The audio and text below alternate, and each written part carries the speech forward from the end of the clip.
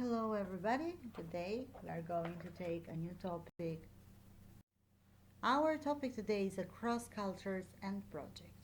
In this unit, we will read and listen for pleasure, consolidate vocabulary and structure we have learned in this module, talk about devices in our home, write about the history of technology in our homes. This is a warm-up exercise. What technology do we use every day? So what you are going to do is to make a list of the everyday technology we use. For example, our mobile phones, our remote controller, vacuum cleaner, hairdresser, and so on and so on. From Ancient to Modern is the title of the text we are going to read, and these are the pictures from the text. What do you think the text is about? You have to guess what is it about. But now I'm going to tell you what is it about. This text focuses on how ancient civilizations dealt with many of the problems which today we use technology to solve.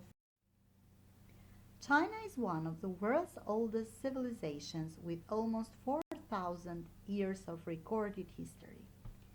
Until the 19th century, it was one of the most sophisticated societies in the world. Greece had a powerful influence on Western civilization from the 8th century BC. As well as the inventions described, the ancient Greeks also created the concepts of philosophy and democracy.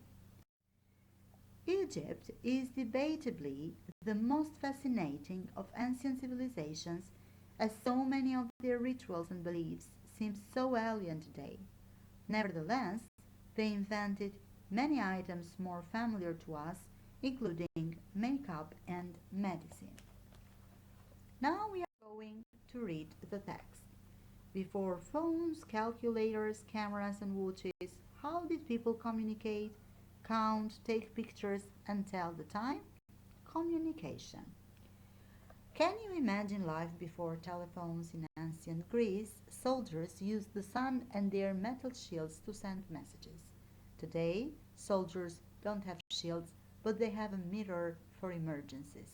They don't need a signal to send a message, just some sun. And what did we do before texting and emails?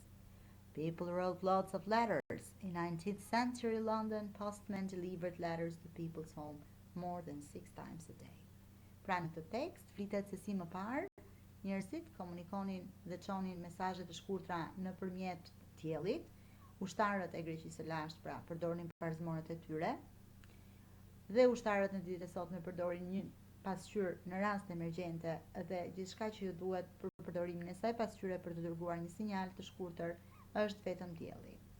Më çfarë ndodhte më parë kur ne nuk dërgonim mesazhe dhe nuk shkruanim emaile?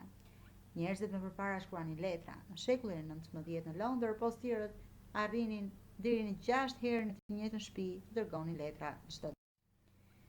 Now we've got pictures. We all like looking at photos of happy occasions, but when did they invent the camera? The ancient Chinese and Greeks knew about pinhole cameras. This put a picture upside down in a box, but they couldn't save it. In the 19th century, photographers experimented and made a camera that saved pictures. The cameras were very slow, so people had to sit still for a long time. Now digital cameras in our phones let us quickly photograph anything, anywhere. Pra, të gjithë na pëlqen të shohim fotot e rasteve tona më të lumtura, por kur janë shpikur aparatet fotografik? Kinezët dhe grekët e lashtë kanë përdorur një pinhole cameras, pra kamera me një maj, në të cilën fotografitë vendoseshin me kokë poshtë, por ato nuk mund të ruheshin. Në shekullin e 19, fotografët eksperimentuan dhe arritën të shpiknin një kamerë e cila mund të ruante fotot. Këto kamera ishin shumë të ngadalta dhe njerëzit mund të qëndronin për një kohë të gjatë të ulur derisa të bëhej fotoja. Tashmë, kamerat tona digjitale në telefonat tonë na lejojnë të bëjmë fotografi të shpejta nga çdo gjë dhe kudo. Counting. The earliest way to count was on our 10 fingers and toes. Then, about 5,000 years ago, the Chinese invented the abacus. This is a wooden frame with beads and wire. You move the beads to count. People in Asia still use abacuses today because they are sometimes faster than calculators and they don't need batteries or solar power to work. Pra, mënyra më e hershme që për të numëruar ka qenë nga përdorimi i gishtave të duarve ose të këmbëve. Më pas 5000 vite më vonë, kinezët shpikën numëratoren që ishte një kornizë prej druri me rruaza të kaluara në një tel. Lëvizje rruazat për të numëruar. Njerëzit në Azi akoma dhe sot e kësaj dite e përdorin numëratoret, pasi për to është një mënyrë më e shpejtë se sa makina llogarice. Dhe për më tepër nuk kërkon as bateri dhe as energji diellore për të punuar.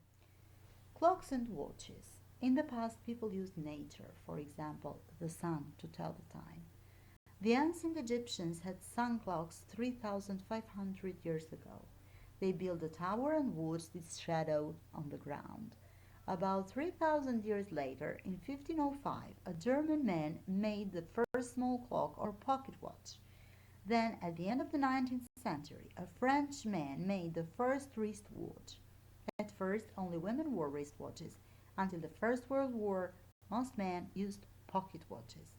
Pra flitet se më përpara njerëzit përdornin natyrën për të thënë se sa ishte koha, pra më së shumti përdornin diellin. Egjiptianët e lashtë ndërtuan ora diellore 3500 vjet më parë. Ato ndërtuan kulla dhe shikonin hijen e tyre në tokë. Rreth 3000 vite më vonë, në 1505, një gjerman arriti të bënte një orë të vogël, orën e parë të vogël, e cila ishte dhe orë xhepi. Më pas, në fundin e shekullit të 19, një francez arriti të bënte orën e parë të dorës. Në fillim vetëm gratë mund të mbanin orë dore, deri në luftën e parë botërore. Shumica e njerëzve burrave përdornin ora xhepi. Ky ishte mësimi për sot.